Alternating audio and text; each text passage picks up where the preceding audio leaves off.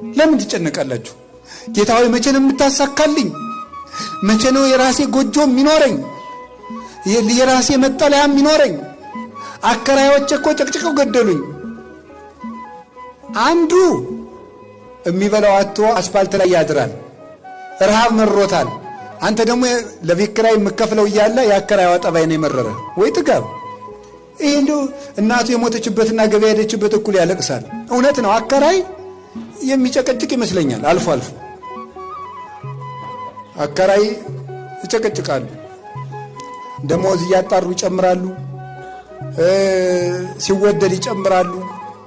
እነሱ ያለ ቤት የተፈጠሩ አይመስሉም። እንደው ከእናታቸው ማህፀን ሲወጡ እንደው አንድ ቪላ እያያዙ የተወለዱ ነው የሚመስሉት፣ ሲጨክኑ ማለት ውጡ ሲሉ። እናንተም ተው፣ በሕግ አምላክ ታረሙ፣ በመምህር አምላክ ቤቴ እግዚአብሔር ነው። ሰው ድሃ አታሰቃዩ። እውነቴን ነው። ተዛዝነን ዘመኑን እንለፈው። በወንድሙ የሚጨክን ለሱም ጨካኝ ሰው ይጥልበታል።